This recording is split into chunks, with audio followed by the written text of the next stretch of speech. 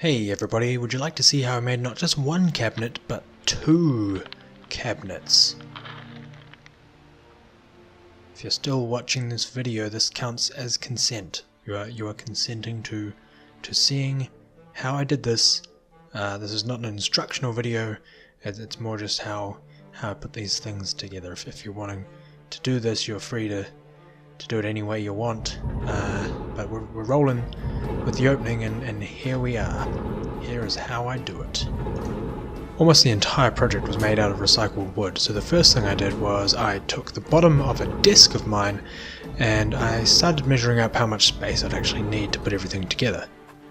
As you can see, cabinet number 1 is going to house a speaker, the Nintendo Switch dock, and my Nintendo Wii U, whereas cabinet number 2 will house a subwoofer and the right-hand speaker. I make some kind of measurement. I'm not going to bother telling you what the measurements were, but I also measure how high the cabinets need to be as well. The next thing I do is I need to cut the baseboard in two. Unfortunately, due to incompetence, this 14-second clip of me turning on my camera is all I actually have at this stage, but I do have some pretty sweet action shots of the saw in action here.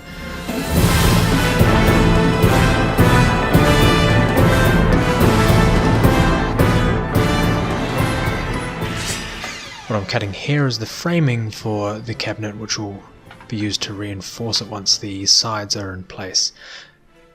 As I mentioned, the whole thing is made out of recycled wood. You can see that there is a rusty nail there that I'm choosing to avoid pulling out. I'm just gonna chop right past it because I am a badass.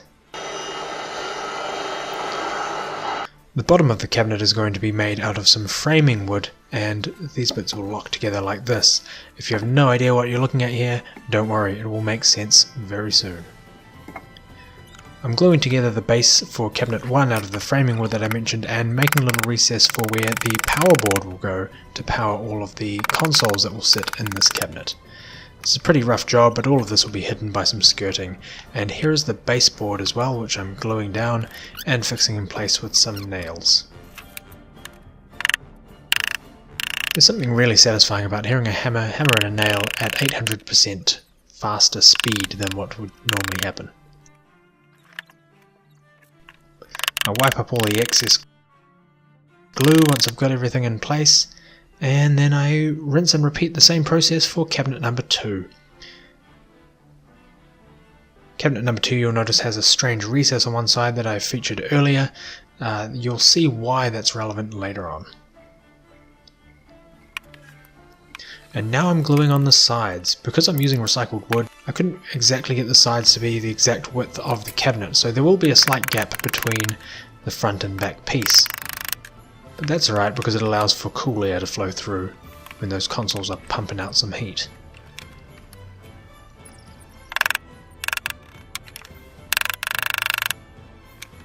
And now I'm putting in those railings you saw me cutting earlier with the saw, just to reinforce the sides so that they don't warp out of place. Some pretty good nailing there. And now you can see cabinet number 1 in all of its glory. There is a little rail there that will hold a shelf later on, and here comes cabinet number 2, which you can see is a slightly different construct to cabinet number 1. They're twin sisters, but not identical. One of them's hot in one way, and the other one's kind of hot in another different kind of way. This one has 2 posts that stick up, and then some sides further apart than the other cabinet as well. The reason for this is because A, I'm using recycled wood and didn't really have enough resources, and B, this is going to house the subwoofer, so it made sense not to enclose all of that noise that it's going to pump out. And what you're seeing here is some skirting being cut, which will go around the base of both the cabinets and it will hide the framing wood, which looks just terrible at the moment. And it'll also conceal some castor wheels that I'm going to put under there so that they can roll around. This is the first wood that I actually purchased for this project. So this is the first cost I've actually had to spend on it. And I'm just cutting it at a 45-degree angle so that they can all fit snugly together. And also adjusting that saw. I could probably have cut that part out.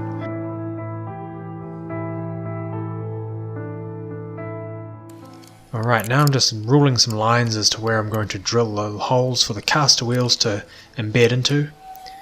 And I'm drilling those holes. Oh, that sounds pretty sweet. There's another. a third, and of course you need 4 wheels.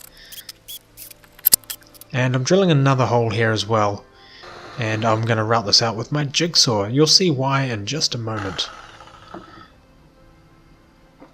Basically I've got a power board here, another expense. This was $20, you don't want to mess with these, and I'm just cutting the head of that off right now, rendering it useless. The reason for that is I need the cable to feed through this hole, and then the power board can sit flush with the floor of the cabinet and basically just seamlessly fit in there. I also want access to the reset button just in case I get an overload, so that's all good.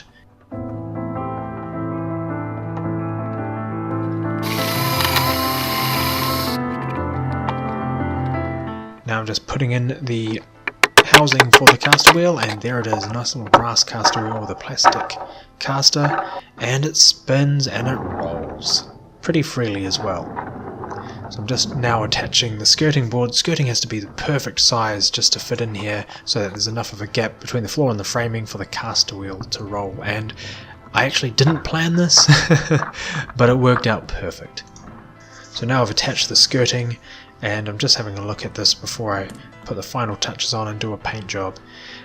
Now what I'm doing here is I'm drilling down some framing for what will become a concrete countertop for these 2 cabinets.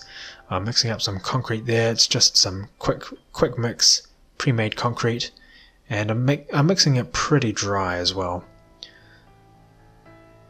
And I'm placing that concrete in the mold using a methylated spirits bottle that I've cut in the shape of a scooper to scoop it out, and some chicken wire for reinforcement.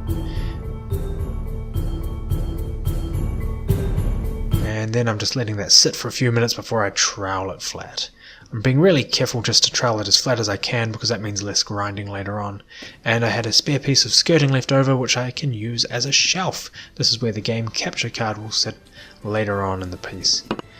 And while everything's curing with the concrete, I do a quick undercoat job to paint these little bad boys here. Had just enough to get 1 coat all the way around. Almost all the way around, I should say. And after a week or so these things have cured, so I'm going to take them out of the mold really carefully. They have some very sharp edges, so I want to be really careful when lifting them up. But basically the top face there that you can see will be the eventual top face of it. I'm not going to do anything to this underside. This will be glued down onto the cabinets. I'm really no concrete expert here. I don't mind the rough look. This is kind of what I'm going for, so the edges here will just be slightly ground away, but you can see that waviness to the surface will be taken out when I come to grind it. I'm going to give this another week or so just to dry. So I'll get this and the sister piece out, and I'll place them in a nice dry space outside of direct sunlight. There they are. Yeah, looking pretty good there. I did spend quite a bit of time grinding these things, but unfortunately that footage was deleted as well due to incompetence. So here they are, sitting on top of the cabinets as they will eventually be placed on. Just to make these look a little bit more unique, what I'm going to do is I'm going to stain them black with some water-based wood stain. I give them 1 full coat of that, and while that's all drying I also give the initial coat of oil-based black paint to the cabinets as well.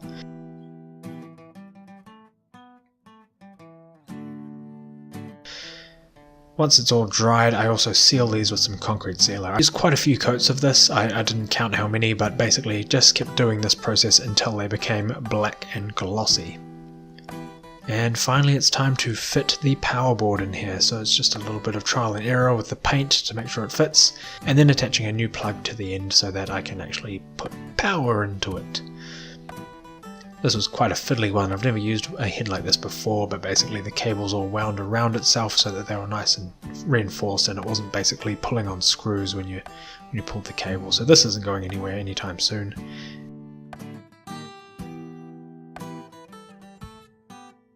And it's done. So the last step, actually second to last step, because I wanted to add a little feature here, so I put these little drawer handles on, and in the future I may put some sort of labeling in there, but basically I'm drilling some pilot holes and then screwing in these nice little brass filing cabinet handles. Benefit of this is that it gives you a front an actual front to look at of the cabinets, whereas before it was a little bit ambiguous. And then I use some no more nails just to cover the entire top surface of this and contact it with the finished bench top. There's no exact science to measurement, you know, you just go with a look and feel basically. So I put this on, and while it's curing I just quickly measure, make sure everything's ship shape. It's pretty straight. If I get this wrong I have to grind it all down, so I'm fairly careful to make sure that's alright. And once I've got that all perfect, I also do the other cabinet as well. Here it goes. And Shazam! So before all the no more nails can cure, I quickly go around and just clean up all the leakages so there's no blobs bulging out the sides, and I leave those to cure again. So the final step is to put in some Velcro to hold everything in place, and put in the consoles and different articles and items that will sit in these cabinets. So we've got the dock, we've got the Wii U, and we've got the speaker. And if we turn it around, you can see I've got all my cabling in this nice little snake. There's the capture card, looking good. HDMI plugged in, and it's a cable nightmare. I'll fix this up later. But the power's on, and the light indicates that it is good to go. What I love about this, you can just drop the switch into the dock, and it's going. I also like holding the dock on a side angle as well. It's a little sleeker, it looks pretty nice. And then the one upstairs is the right way around. And for our audio cabinet I put in the right hand speaker, which is the controlling speaker, and also the subwoofer. I'm also going to put a little clamp here for my microphone arm, and that way I can record audio while I sit on the couch playing games. It's a pretty hard life doing what I do, but I do it out of love. It's out of passion. And there it is.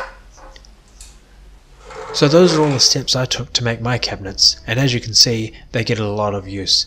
It took me a few months to make it, so I didn't account for having to accommodate another game console, but it's fairly compact and nice and it sits there easily. There's also enough room there for my Nintendo 3DS charger to sit if I so desire. Or if I'm streaming I can also use it as a stand for my Surface Pro.